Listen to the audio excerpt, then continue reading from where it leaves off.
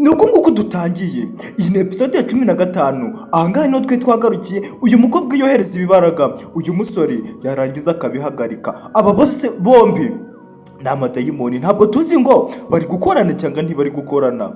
Ubwo uyu musore yahise abyitambika, uyu mudayimoni w'umusore arangije yitegereza uyu mukobwa ndetse yitegereza n'uyu musore.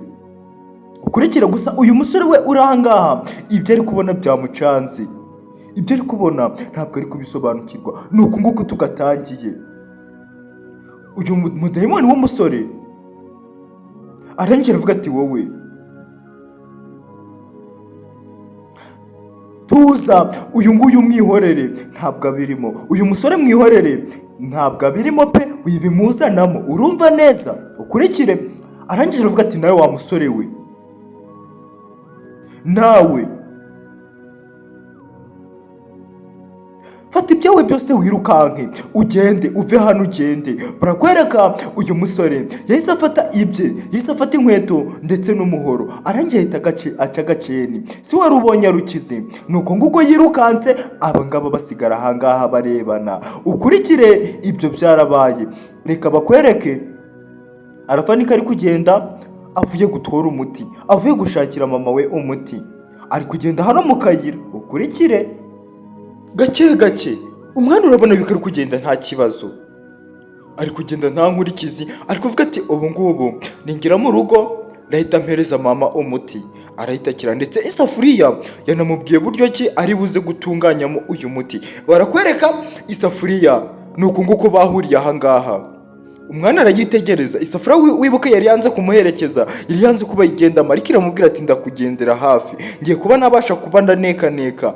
Andi makuru, iyi safuriya nuko yaparitse hano, irangije iramubwira ati rero arafa, ikintu cyo giye kukubwira kandi cyihutirwa, mama wakeneye ubutabazi, papa wawe ndetse n'undi mugabo witwa Mujyomba bavuye kwenda umuti, bagiye kuba bawumuha, kandi mudogo umuti yabahaye ntabwo ari umuti wa nyawo. Ubwo rero aka kanya ikintu ngiye kuba nakora, ngiye kuba nagufata nirukanke, ngiye kuba nagufata nguhere ifuti maze twirukanke tugende urebe niba watabara. Ukigera iyo feri ya mbere, ikintu urahita ukora, urahita ufata umuti bazanye bagiye kumuha, bagiye guha mama wawe, ubitushe uwumena, urumva neza.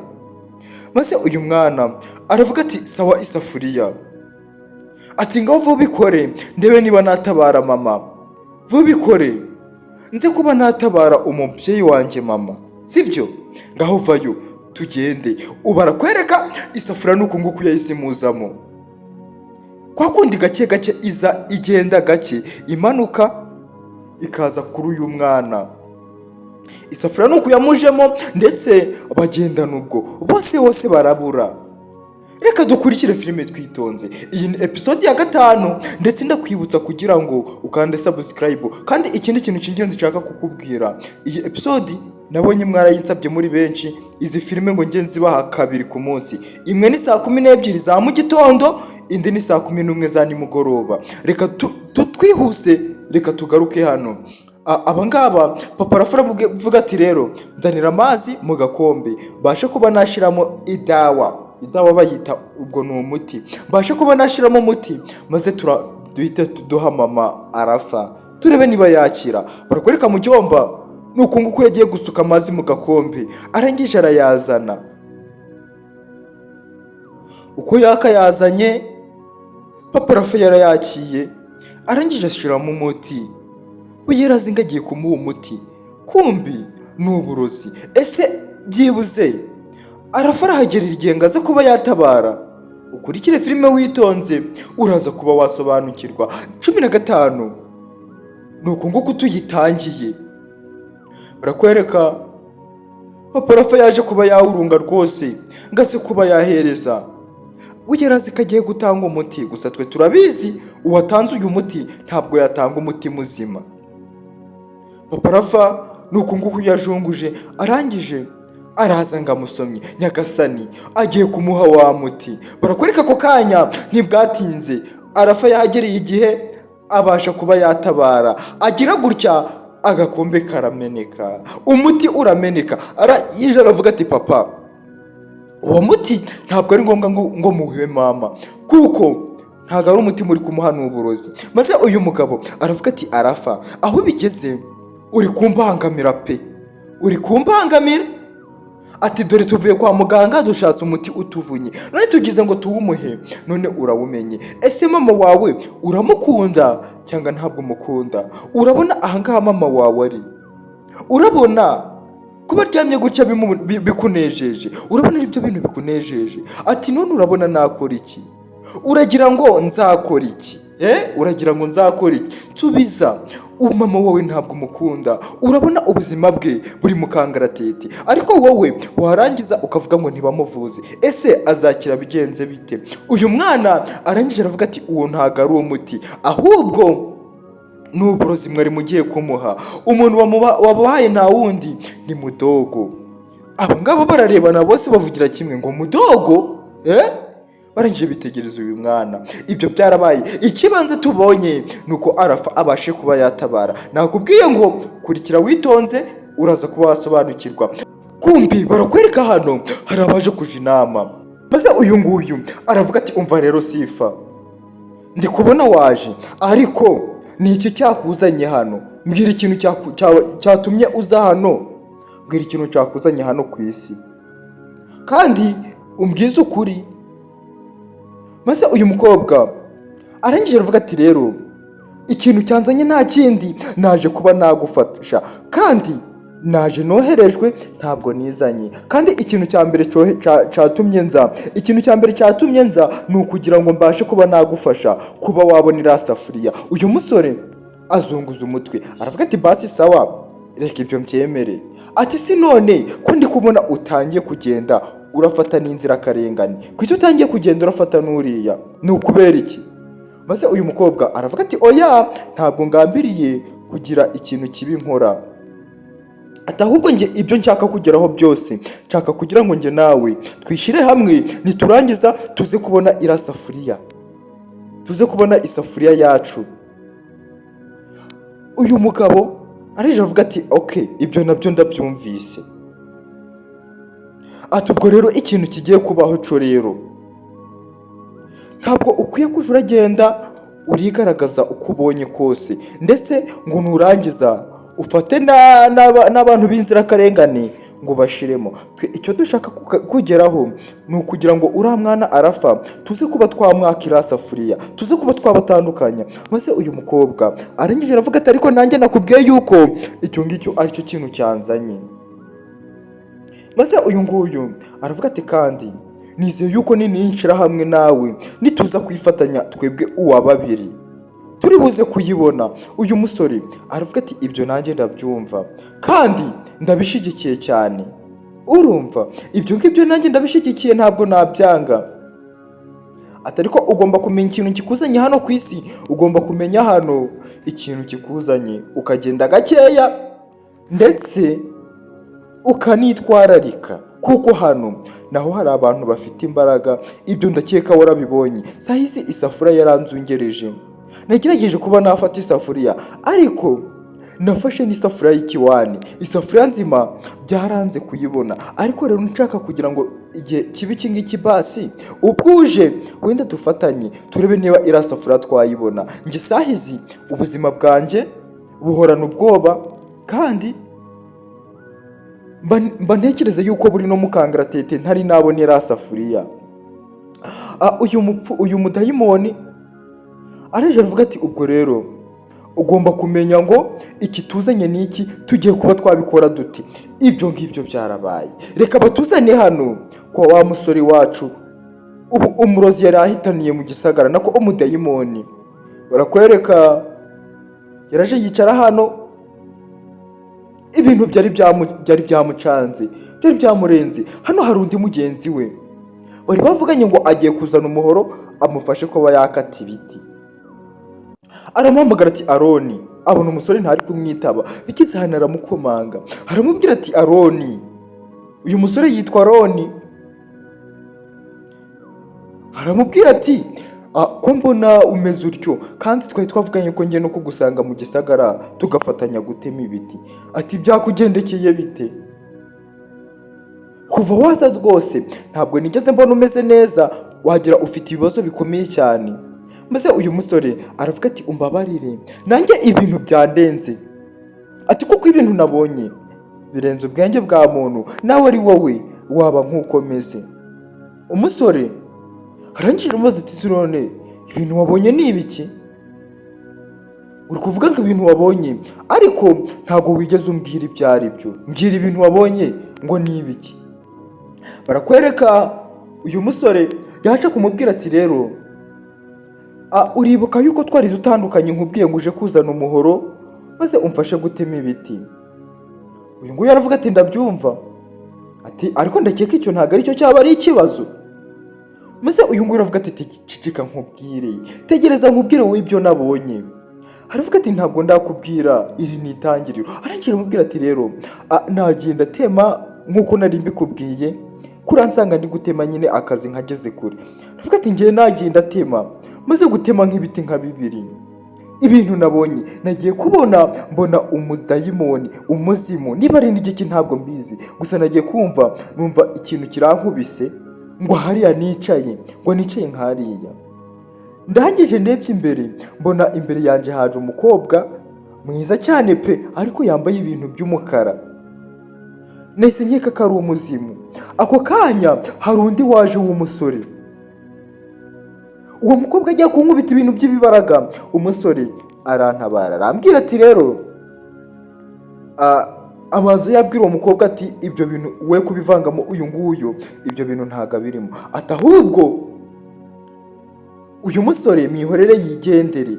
Ubwo bivuze muri make ngo uwo musore yantabaye. Uyu ni inkuru ari kuganira mukuru we. Maze uyu ngo aravuga ati rero uwo musore yahise ambwira ati rero nawe ariko bisa nkaho ari uwo mu bwoko bumwe n'uwo nguwo n'uwo mukobwa. Ati ariko yahise ambwira ngo ningende mfata utuntu twanjye vuba nirukanke. Ubwo niko gufata utuntu twanjye ndirukanka, atariko sahizi ntabwo ndi kubisobanukirwa. Sahizi ntabwo ndi gusobanukirwa ibyo bintu byambayeho, nta n'ubu ndi kugira ngo ni inzozi. Uyu musore arangije aramubwira ati ndabyumva, atariko ntabwo nabyizera niba utari kumbesha, kuko ibyo bintu uri kumbwira ni umuntu ni bake wabibwira bakabyumva. Umuzimu? Ati pe ibyo bintu ntabwo ndi kubyizera, ati cyangwa buriya wari uri kurota.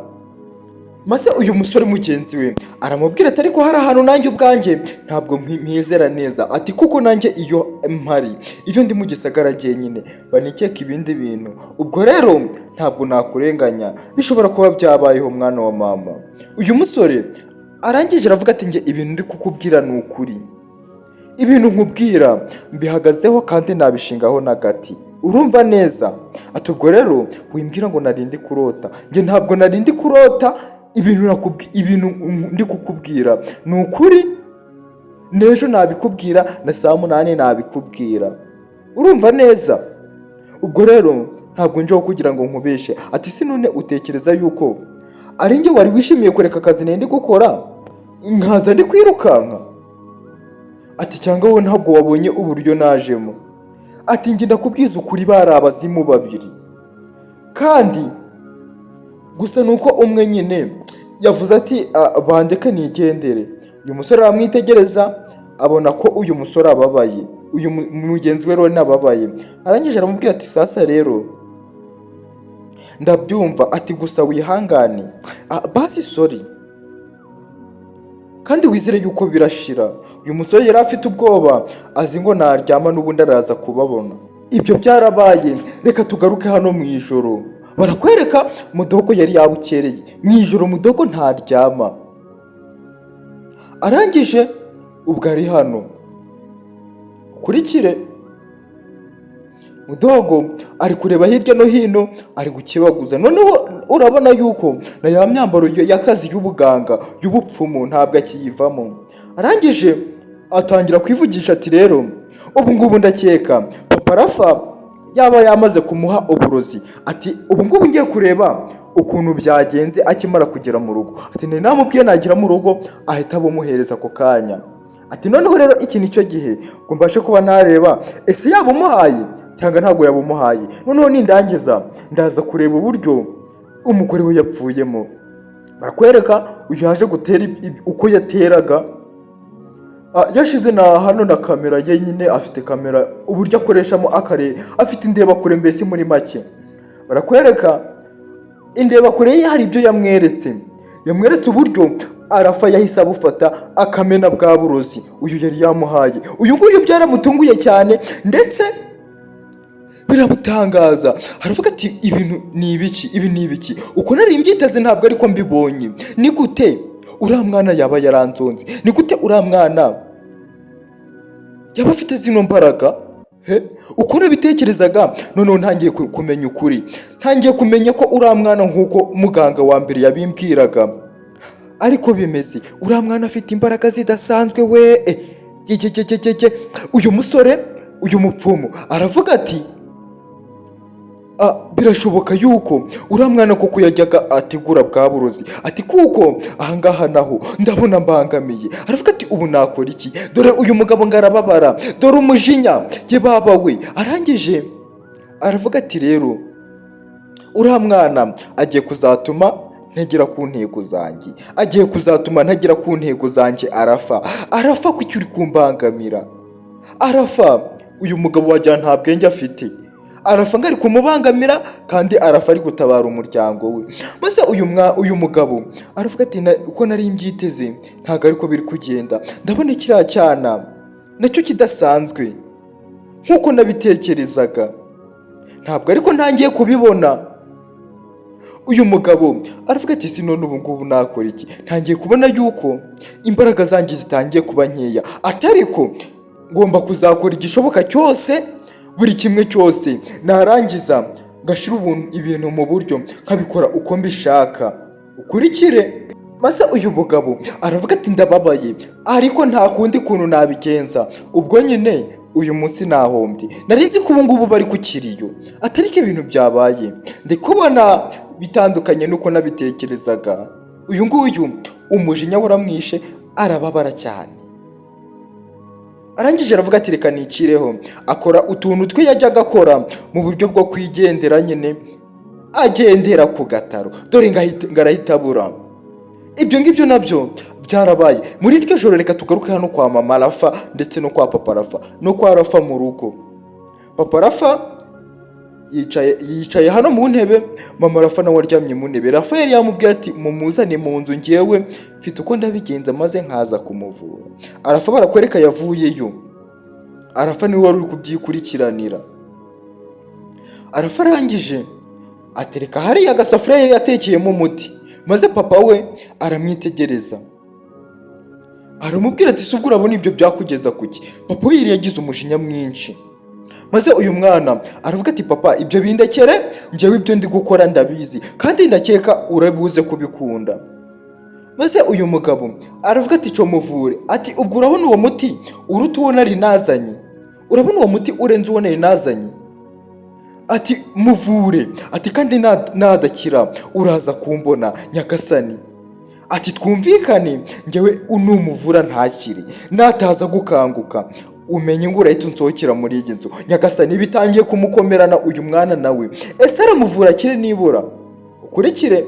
Ubwo uyu mwana yaraje atangira gukora akazi, atangira kuvura mama we. Uyu mugabo aramwitegereza ari kumushiraho n'igitutu, ari kumubwira ati umuvura akiri, kuko mu gihe adakize ntabwo uri buze kurara hano. Ndashaka ahantu nje kuguta, ndagushira mu mufuka nje kukujugunya, urumva? Kuko ibintu wankoreye kare byambabaje.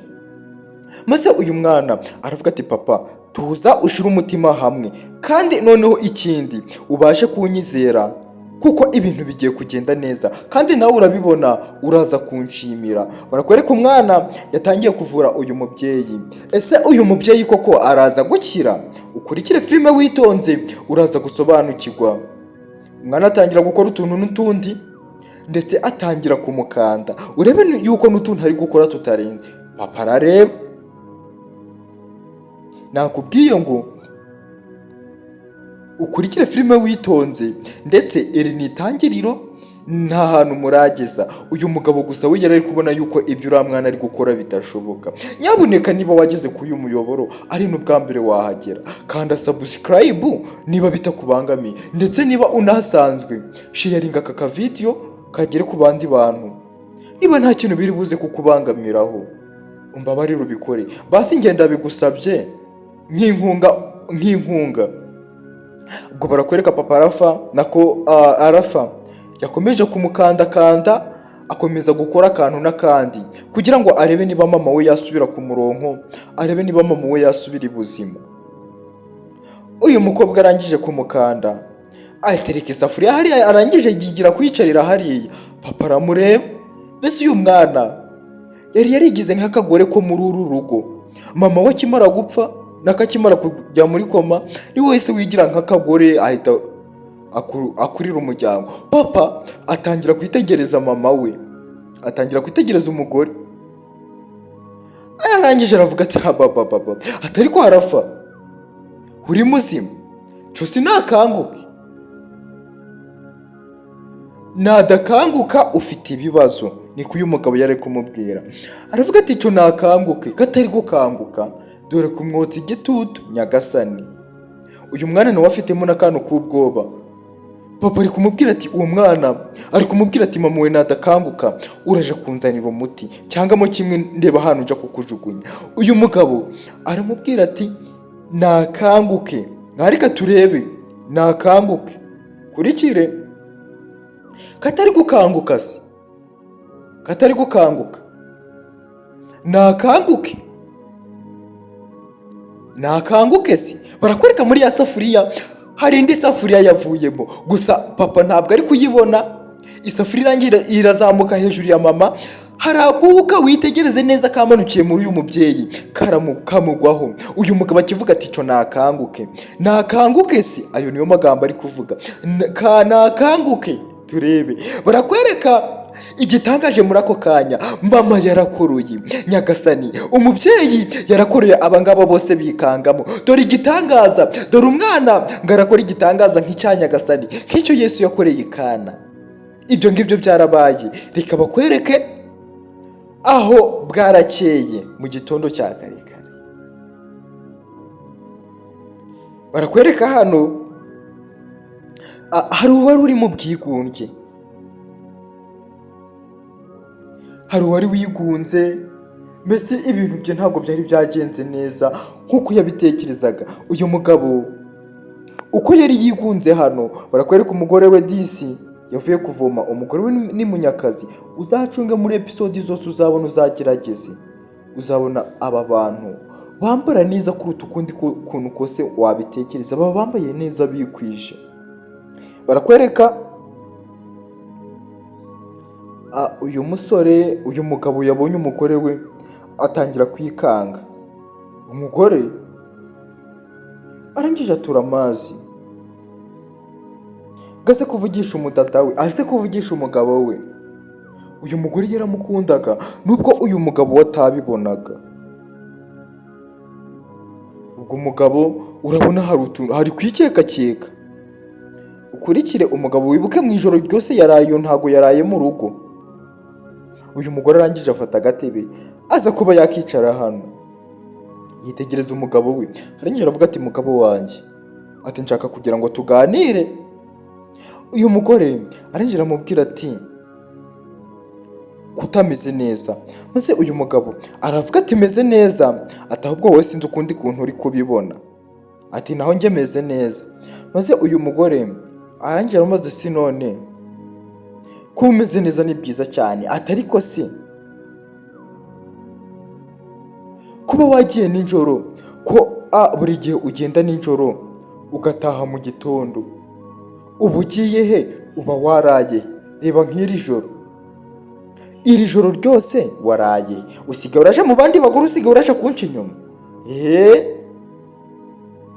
Maze uyu mugore aravuga ati ntabwo nabikora mugore wanjye, ntabwo. Nako uyu mugabo aravuga ati ntabwo nabikora. Ati wenda amakosa yo ndayemera yuko naraye mu gasozi, ntaraye mu rugo, atariko hari utuntu mba ndi guciringa, wenda nuko ntabikubwira nuko ari ibanga ryanjye, ariko hari ibintu mba ndi guciringa.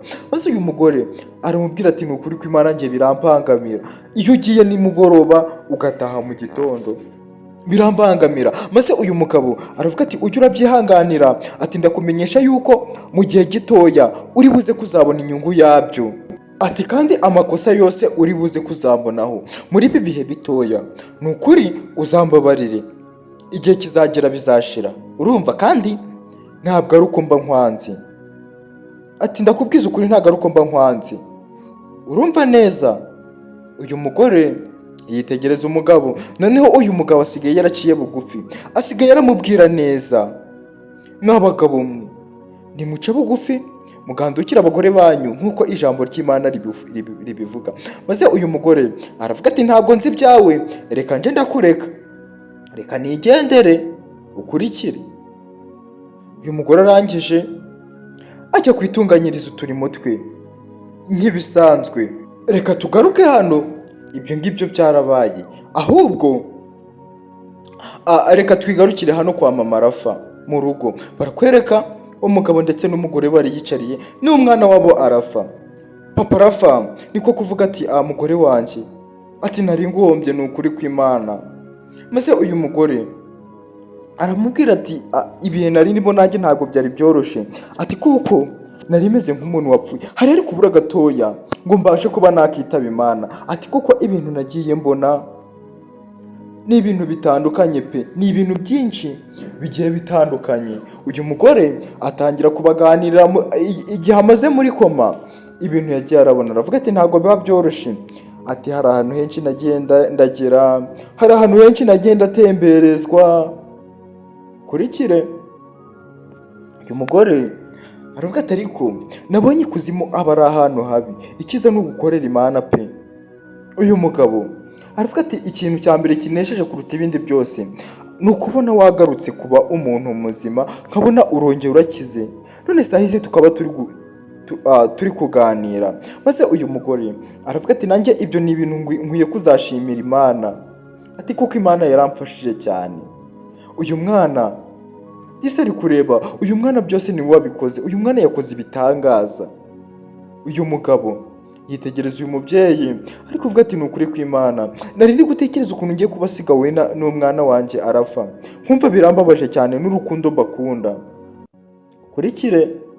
Uyu mugore araje avuga ati gusa ni byiza kandi mbishimira n'Imana kuba nagarutse ubumuntu, kuba nagarutse kongera kuba umuntu muzima. Uyu mugabo urabona ko yongeye nawe kwishima nyuma y'igihe kirekire yaramaze iminsi ahangayitse. Maze uyu mugabo arangira avuga ati nanjye ibyo ni ibintu binshimishije, ati kandi n'ubundi wari uri umuntu, nuko haburaga gatoya wenda ngo ube watuva mu maboko, ati n'ubundi twe wari uri umuntu, ati gusa nyine njye nari nizeye neza yuko uzakira, ati ariko ibihe twari turimo byari bigoye. Uyu mugabo aravuga ati ibintu twe turimo njye n'umukobwa wawe Arafa, ni ukuri ntabwo byari byoroshye, ibyo ni ibintu nakubwiza ukuri. Uyu mugore disi ubuzima bwe bwari bugiye iyo uyu mwana atahaba ngo aze kuba yatabara, kandi uyu mugore yigirira n'umutima mwiza. Uyu mugabo aravuga ati gusa Imana yakoze, kandi Imana niyo ya mbere pe, ndetse tubifatanyijemo n'umwana wawe. Nashakaga kuja kwa muganga, ko kujyana kwa muganga umwana wawe akambuza, avuga nti none nzakora iki kugira ngo ngarure ubuzima bwawe ku murongo.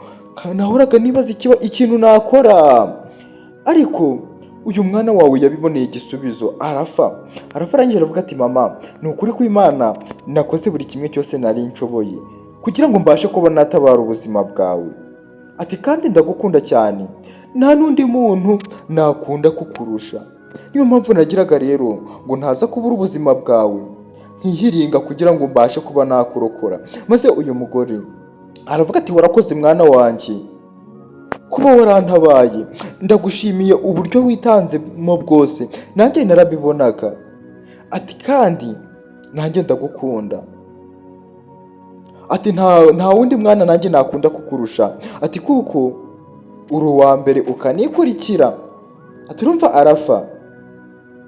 Uyu mwana arongera aramubwira ati mama ndagukunda cyane, ati ni ukuri kw'Imana nkubuze ntanapfa, niyo mpamvu nihiringaga kugira ngo mbashe kuba natabara ubuzima bwawe. Gusa uko bicaye hano bari kuganira barakwereka hari undi muntu uri kuza. Uyu mugore arije aravuga ati Arafa urakoze mwana wanjye. Ubwo ngubwo barakwereka uyu mugore yaravuze ati muraho neza, ntabwo twe tuzi ngo ninde, ariko niwitegereza neza urabona ko ari umugore wa Mudogo. Aza ahangaha aravuga ati muraho, barangije bamuha karibu. Uyu mugore arangije araza aricara ukurikire. Maze uyu mugore arangije aravuga ati mama Arafa, nari numvise amakuru yuko murwaye ndetse mutanameze neza, n'uyu mwana wanyu wari warabimbwiye Arafa, atari ko bibaye byiza kuba nsanze uri muzima. Maze uyu mugore aravuga ati ni ukuri kw'Imana, nk'uko yari yabikubwiye nyine maze igihe ndwaye, atari ko ubundi koroherwa. Maze uyu mugore aravuga ati ni byiza cyane, ati kandi ni ukuri ndabyishimiye. Ubwo rero nari nje kukureba niba ukuntu umerewe, nari mvuze intireka mbaho, nari mbayeho ndavuga intireka nzi mbashe kuba nareba niba umeze neza. Uyu mugabo aramwitegereza wagira ngo nawe arabikekaga. Aba ni ibikeba uyu mugabo nako uyu mugore ndetse n'uriya. Uyu mugore aravuga ati ni ukuri kw'Imana urakoze cyane kuba waruje kureba ukuntu umerewe. Ati ibihe nari ndimo ntabwo byari byoroshye, nari maze iminsi ndwaye, atari ko ubu ngubu ndakubwiza ukuri yuko meze neza. Ibyo ngibyo byarabaye, ibyo nabyo byarabaye. Iyi ni episode ya 15. Reka tugaruke hano. Hari uri kugenda mu muhanda,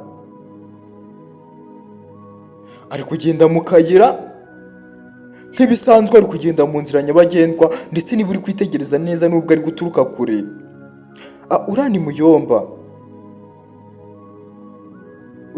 uri guturuka iriya, ari kwigendera mu muhanda. Ukurikire urebe ukuntu akaga kaza. Umugabo aragenda, gusa ageze hariya hari ibyo yatangiye kumva. Ageze hano hari ibyo yatangiye kumva, atangira kugabanya intambwe yateraga. Ukurikire